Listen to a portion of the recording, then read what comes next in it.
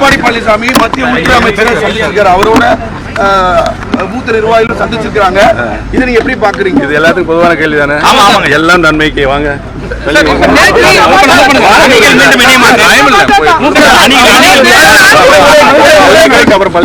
உள்துறை அமைச்சர்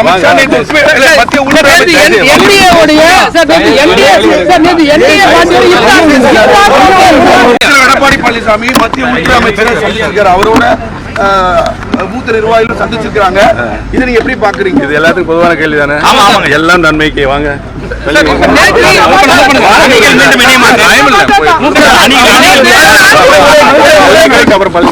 உள்துறை அமைச்சர்